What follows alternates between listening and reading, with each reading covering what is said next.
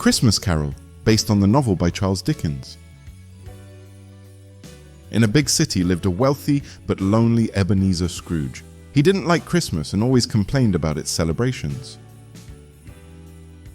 Scrooge had an employee, Bob Cratchit, who worked hard for little money. Bob always wished he could spend more time with his family, especially during the holidays.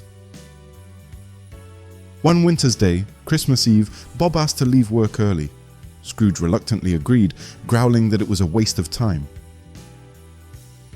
That evening, Scrooge returned to his cold and empty house. He did not expect that this night would change his life forever. As he sat in his chair, he suddenly heard strange sounds. The ghost of his old partner, Jacob Marley, appeared before him. "Scrooge, your life is sad and empty," said Marley. "3 spirits will come to you and show you the way to change." The first spirit appeared as the clock struck midnight. It was the ghost of Christmas past, who took Scrooge on a journey through time. Scrooge saw himself as a little boy playing with his sister at Christmas. He remembered how much he loved that magical time. Then the spirit showed him his youthful years when he was joyful and in love. Scrooge saw how he lost his love because of greed. "You were happy, but you chose money," said the ghost. Scrooge felt sad, but it was only the first lesson. Then the ghost of Christmas present appeared. He took Scrooge to Bob Cratchit's house. Bob and his family were poor, but they loved each other very much. Tiny Tim, a sick boy, smiled despite his hardships. "Why are they happy, even though they have so little?" Scrooge asked, surprised. The spirit replied, "Because love and family are the greatest treasures."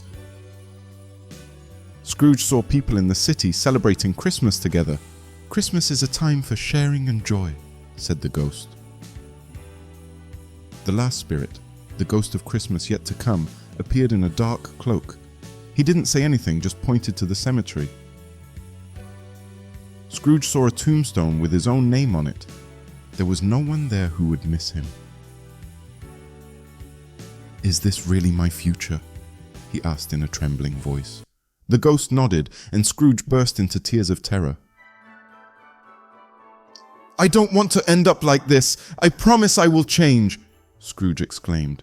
Suddenly he woke up in his bed, and the sun was shining outside the window. It was Christmas morning, and Scrooge felt great relief and joy. He decided that from now on, he would be a better person. He opened the window and shouted to a passerby, "Merry Christmas!" He asked the boy to buy the biggest turkey for the Cratchit family. Scrooge visited Bob's house and gave presents to everyone. The Cratchit family was shocked but happy. "I want to help you treat Tim," Scrooge said with a smile. Bob couldn't believe it was the same man. Scrooge went for a walk around town and wished everyone a Merry Christmas.